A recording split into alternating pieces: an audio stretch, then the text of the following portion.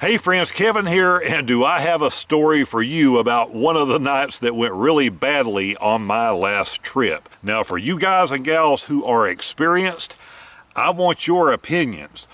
What you think I did right or wrong in handling this situation that came up. And for any of you gentlemen and ladies that may be new to this or thinking about doing van life or this type of travel, it's going to be a little bit of a learning experience for you of what you may run into on the road, just odd situations. So let's get to it.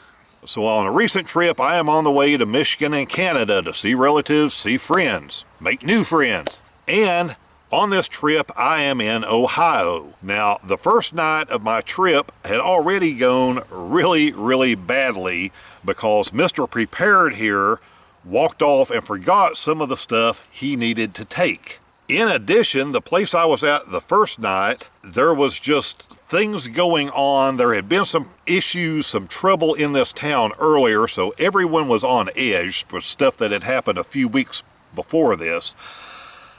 Not a good choice of where to stay, and the first night back in the van after not doing it a while, I just didn't sleep well. So I was running on basically no sleep all of the next day in Ohio. I was looking forward to chilling out, getting a good night's sleep finally on night 2, because the next day I was going to see some relatives and friends in Ohio where I was. Away from the big cities a little bit, there aren't a lot of choices. Not a lot of hotels around either, which plays into this story. A little more rural out of the way areas. And I will tell you, this is kind of around that Dayton, Ohio area, those couple of counties there. Man, they have an awesome park system. As a matter of fact, they have what they call these metro parks. They have all of these things tied in, the same website, same people running them. They are really nice. I have been in 5 or 6 of these, and walking and hiking and different things. Just great places, but they kind of are run independently, it seems, of everything else. But there are a couple of these out of the dozens in that area that actually have some camping available, which is really great. So I roll into one of these that has camping. Really nice spots, just a few spots, really large spots, great setup, beautiful scenery. But what they don't have is a drop box to put money in. So once I wandered around to the right building, I see a note with a sign. This is where you call. If you're not doing something online, this is where you call and make your reservations and pay your money and stuff, which is great, except it's Saturday evening. They are not open. So basically, there is no place for me to put any money. There is no one for me to call. I actually did try calling, even though it was after hours. No one answers the phone. So, you know, you have to have a permit. You have to pay to be able to camp here, but I'm not able to get that done. So I decide I'm going to take my chance. I go over to the side, and there is a main gate to this camping area. So I figure someone is going to come, security-wise, police-wise, shut that gate around dark. They will wander in, drive around. They will see me without having whatever I'm supposed to have. They will stop and talk to me. I will work it out. So as we're heading into dark, I'm thinking, I don't know that I'm not going to doze off from this lack of sleep. So I'm thinking if an officer, whatever, pulls up, I want them to see a note on my vehicle. Read it before they start. So I actually go as far as making this note. I'm not homeless, I'm not a bum, I have a home, yada yada, traveling through, try calling these people, can't get a hold of them, can't figure out who to pay, need to work it out, I'll catch up with them tomorrow, we'll handle this, whatever. And I've been in those types of situations before and never had a problem. This time I had a problem. So right at dark, here comes the security force. And it's a younger guy. He's in a nice vehicle, Metro Parks vehicle. That's fine. I'm good. He pulls over, 20 feet away. I can see he's looking at me. I know where this is going, so I go ahead, get out, you know, show my hands, walk over to him, say hello, and we start to have the conversation. At which point I am flat out informed that I am not going to be allowed to stay there because I haven't paid any money. And they need me gone for security reasons because they have, you know, different Boy Scout groups and different things that camp there sometime. None of this was going on at the time, but so be it. And you just kind of know sometimes when you are in a losing battle. That was going to be this situation. This guy had one job, who I'm sure this is what he was told by higher ups, and that is to get rid of any of these homeless bums that are around. So that was pretty much the attitude. And again, I'm traveling in Old Faithful here, my old minivan camper van. I don't really know if it would have made a difference if I had been in something nicer and newer.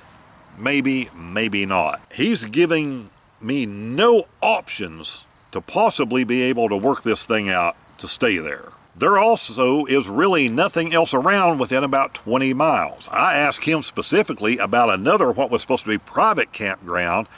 I have called there every time I've been in this area for the last couple of years, and I cannot get anyone to answer the phone, even though they're listed on Google and listed on different sites that I go to looking for campgrounds. So I don't know what the deal is. He wasn't familiar with that, so that really didn't help. So it's like, okay, friend, what do you suggest that I do? And he comes up with this for a solution. So if you go over into town 4 or 5 miles away, there's a town park, and you can probably just stop and camp there. The reason he came up with that idea is that it's part of a different park system. It's not part of their big, pretty metro park system. Now, I have spent some time in this town before, actually hung out at this little park during the daytime, and I know this is not going to work out because, number one, this is in a heavily residential area, and number two, it is next to the police station. Again, I know I'm in a losing battle. This guy just wants me gone. He was nice and professional as far as that goes. No problem with that. I tried to be nice and professional as far as that goes. Don't think he had any problem with me. But again, I know when it's just not worth the effort. He had whatever ideal in his head based on the way that I and my vehicle look. And also, he is probably just following instructions. He probably couldn't waver from what he told me if he wanted to. He's not the decision maker. He's not the rule maker for that big metro park system. He's just trying to do his job, keep his job. So I had no problem with him on a personal level. So he goes on ahead to the gate. I get my stuff ready, and I'm a couple of minutes behind him. And going out of the gate, I actually handed him the letter that I had on the dashboard, kind of explaining everything, and he read it and laughed. Here's a note I left on the windshield just because I thought you'd get a kick out of it. I like that. No, you're good, bud. You're good. You take care. Drive safe, man. Kind of apologized, but again, he just needs me out. He can lock the gate and go on with whatever he has to do to maybe run around to all the parks in that area, whatever his job is for kind of night security.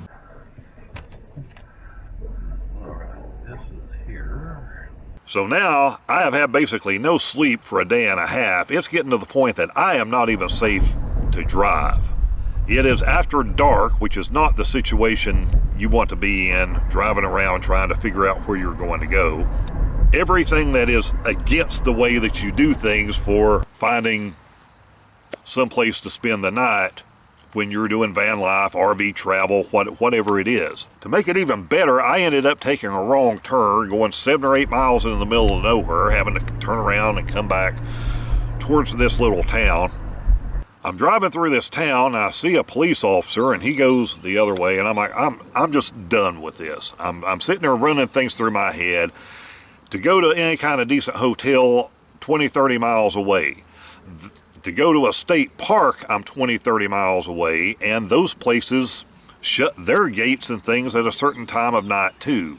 9 o'clock, 10 o'clock. So this late, I can't go to a state park and pay and get in if I want to. So my options are being limited. I'm sitting there thinking about just going to a bed and breakfast and paying for it in this town. But I really don't want to do that. One, because of going in late, after dark.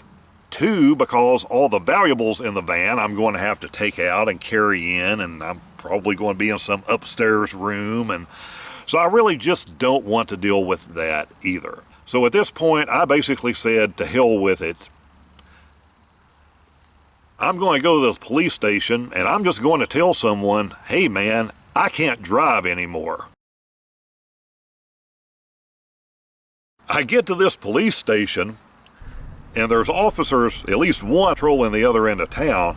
I can't go into the police station the way it's set up. So they're pointing me down to the other end of this town hall building where all of this stuff is. And on the end, inside of this little room, they have a telephone that is connected to certain things. Buttons there, what emergency services do you need? I don't want to call the main police dispatcher because I don't have that type of an emergency. But I pick one of the other options that I think will help me out, and I'm just going to tell them, hey man, I need to sleep in my van in your town. This is the deal. I'm doing it. Pick up the phone, dial it, and of course, no one answers. At this point, I'm done. I hang up the phone, I walk out, I go back to the van, I pull it right into the police parking lot where the vehicles owned by the officers and dispatchers, I guess, are sitting there while they're out in patrol cars. And that is where I camped. I made another stupid sign to put on the window. Basically, hey man, not homeless, not a bum, not this, not that. I need to sleep. I'm going to sleep. I'm in my van. End of story. No one ever came, apparently, to look at that. And I spent my roughly 8 hours there right next to the police station in the parking lot. I wasn't bothered by anyone. And the best part is, I did get a good night's sleep that second night. I sit there and watched part of a movie on my little tablet until I dozed off to sleep. Worked out quite well. Here's where I want some opinions. What would you have done? How would you have handled that possibly different in your conversation with the security guy in that park system? And once you got over to a town and just needed to go somewhere, crash somewhere, where would you have gone? It's possible I could have gone to a neighborhood and tucked in somewhere, but again, on a neighborhood, just a normal street with houses, but again, out-of-state tags. Makes it a little harder. There were no hotels, hospitals. There are no big chain stores there that you can get away with really being in the parking lot all night. What would you have done? Did I make the right choice? Did I make the wrong choice? Let me know, because I have been at this stuff on and off for 7 or 8 years now.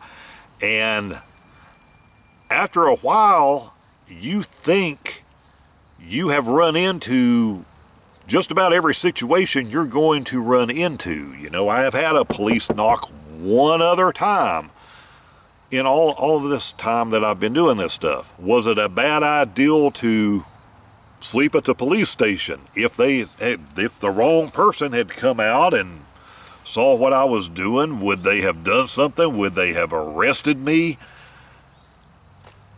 Would you have taken that chance? Let me know what you think. I'm really looking forward to reading all of the comments and ideals that you guys and girls have, and we'll talk soon.